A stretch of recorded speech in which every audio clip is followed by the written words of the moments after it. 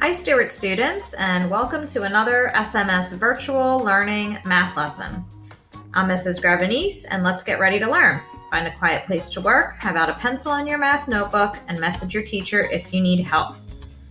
All right, we are continuing in Chapter 12. We are actually combining a few lessons together today. So our objective says, I will be able to classify triangles and quadrilaterals based on properties. So let's first take a look at triangles. So triangles can be given names based off of either the length of their sides or by the angle measures inside of the triangle. So let's first talk about how to name or classify triangles by sides. So you should know from our previous lesson and probably from previous years that triangles have 3 sides and 3 angles. So the first name we can give a triangle by its side lengths is isosceles. Isosceles triangles have at least 2 congruent sides. Recall that the word congruent means equal. So an isosceles triangle has at least 2 sides that are equal. In this example, you can see that 2 of the side lengths are 3 inches and 1 of them is 2 inches. This is isosceles because 2 of them are the same. Next is an equilateral triangle. An equilateral triangle kind of gives you a hint in its name. It means that all sides are equal or congruent, hence equilateral triangle. So for the example, you can see that all 3 side measures are 3 inches. They're all the same, so they're equilateral. And the final name for triangles based on their side length is scalene. A scalene triangle has no sides that are the same, no sides that are congruent. So in this example, we have one side that's 2 inches, one that's 3, and one that's 4 inches. So every triangle can fit in one of these 3 names or classifications. But triangles can also be classified by their inside measures. So you can also name a triangle by its inside angle measures. An acute triangle has all 3 inside angle measures that are acute angles. An acute angle is when an angle is less than 90 degrees. So 90 degrees would be that perfect corner on a piece of paper. It's called a right angle. But if you go less than 90, so if that starts to come in, the angle measure is smaller and smaller, and those are acute angles. And each and every one of these inside angles on an acute triangle is acute. A right triangle has a right angle, that perfect corner that makes a perfect L. So here is that perfect L-shaped angle. If one of them is right, then the other 2 must be acute. If it was anything bigger than acute, these guys, it wouldn't match up and it wouldn't be a triangle anymore. There would be a hole. And the last triangle that we can name by its angle measures is an obtuse triangle. An obtuse triangle has 1 obtuse angle and 2 acute angles. So here, where the mouse is, that is the obtuse angle. An obtuse angle is an angle that's greater than 90 degrees. So if I have my right angle and I open it up, okay, that angle's getting bigger and bigger. That would be an obtuse angle. So it's more than 90 degrees. It's wider than the corner of a sheet of paper. Every triangle can be given 2 names, one based on its angles and one based on its side. So number 3, determine the number of congruent sides for each triangle. Then classify the triangle based on its sides. So for this triangle, now we're looking at side length. So that would be isosceles, equilateral, or scalene. 2.9 centimeters, 1.3 centimeters, and 2.5 centimeters. Are any of those the same? No. So there are 0 congruent sides. What is it called when none of the side lengths are the same? Yep, right here, scalene. So this is a scalene triangle because 0 congruent sides. Number 4, we have 2 centimeters, 2 centimeters, and 1.5 centimeters. So 2 of the side lengths have the same measure. What do we call that when 2 of the side lengths have the same measure? Isosceles. Okay, so when 2 are the same, 2 congruent sides, it's isosceles. All right, now let's classify based on angle length, angle measure. So when I look at this triangle, I see that this guy down on the bottom left is small. It's smaller than that corner piece of paper, so it's acute. I notice this guy is pretty much the same thing in the opposite direction. It's smaller than a corner piece of paper, so it's also acute. How about this guy up top? What you could do at home is pause your video and hold up your piece of paper in that angle. And it's actually, when you do that, you'll see that the angle opens up more than the paper. It's obtuse. And when a triangle has one obtuse angle, it automatically makes it an obtuse triangle. All right, and number 6. If you look at each of these individually, well, this guy here on the left is definitely less than 90 degrees. It's acute. This guy here is opening up less than 90 degrees, so it's also acute. And down here, same thing. We have 3 acute angles, which makes it an acute triangle. Now, I could name these both ways. So I could also go back to number 6 and say, well, let me look at the side length. This top one and the bottom one, those sides appear to be the same size, but this one's shorter. Well, if 2 are the same size, what do we call that? If 2 side lengths are the same, it's isosceles. So for number 6, I could also call this isosceles, an acute isosceles triangle. Okay? For number 5, when I study this, it appears that they all have different side lengths, and you could measure to find out. So this is also scalene, which means none of the sides are congruent. All right, let's move on to quadrilaterals.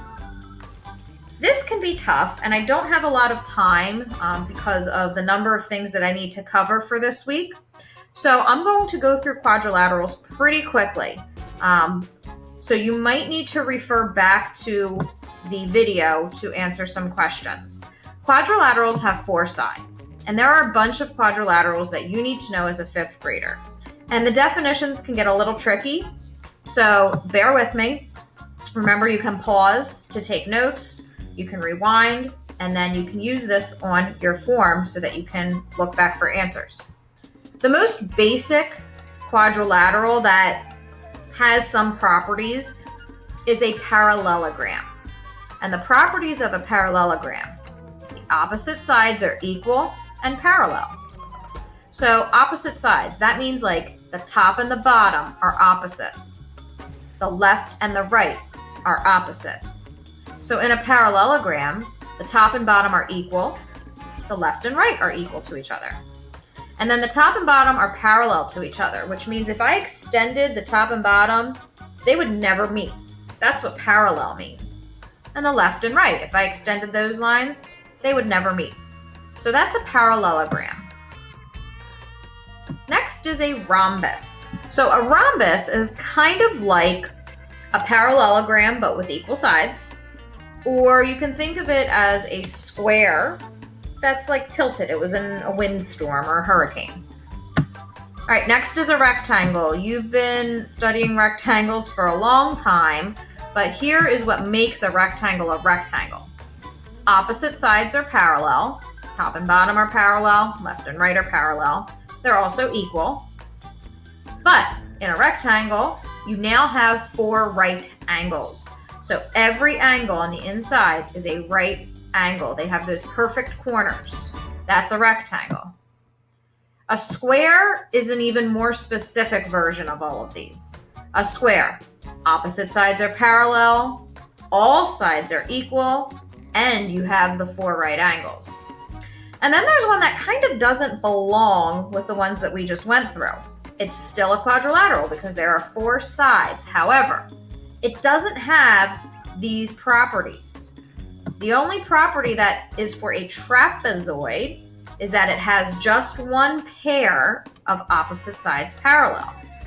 That means that either the top and bottom are parallel, they'll never meet, or the left and right. So in this example, the top and bottom are parallel. Okay? If the left and right were also parallel, it would no longer be a trapezoid. It would be a parallelogram. So a trapezoid has one set of parallel sides. That is it. Here's another way we can look at quadrilaterals. This kind of maps them out a little bit. So remember, a quadrilateral is a 4-sided figure. Here is just a generic, meaning basic quadrilateral that is not specific. It doesn't have any of the properties we just went through. It's just 4 sides that close. Okay, nothing's parallel, nothing's equal, no right angles. Pretty boring. Well, we can look over here and see a trapezoid. It looks similar, but this trapezoid is a quadrilateral with exactly one pair of opposite sides that are parallel. Back to a quadrilateral. A basic quadrilateral is a parallelogram. For a parallelogram, we have opposite sides that are congruent, meaning equal in length, and opposite sides that are parallel. All right, so let's get even more specific. Types of parallelograms. You can see here that we can branch off in 3 different ways when we classify different types of parallelograms. So a parallelogram could be a rhombus. The rhombus is a parallelogram because opposite sides are congruent and parallel, but it also has all 4 sides that are congruent. So a rhombus is a parallelogram, but with all sides the same. All right, then we can go over here to a rectangle. A rectangle is a parallelogram, okay? But in a rectangle, we have 4 right angles in a rectangle. Okay, so you can see 4 perfect corners in a rectangle. So a rectangle is a parallelogram because opposite sides are congruent and parallel. But we also have those right angles. And then if I took a rectangle and a rhombus and they got married and had a cute little rectangle rhombus baby, it would be called a square. Because it's a square is a combination of a rectangle with those 4 right angles and a rhombus with the 4 congruent sides. So that's one way to think of a square. And a square is also a parallelogram because opposite sides are congruent and parallel. So rectangle and rhombus got married and had a baby, and now they have a little cute square. For number 3, describe the attributes of each quadrilateral and then classify it. The attributes are just the properties. So when I look at this figure, I see that the top and bottom are parallel. I see that the left and right are parallel, so opposite sides are parallel. I also see that opposite sides are equal in length. So when opposite sides are parallel and opposite sides are congruent or equal in length, we call it a parallelogram. Over here, I notice a lot of the same thing. I notice that opposite sides are parallel and congruent, but it appears that all 4 sides are equal in length. So this is a rhombus. All right, last 2. These can be tricky. Circle all of the quadrilaterals that have all of the attributes of a parallelogram.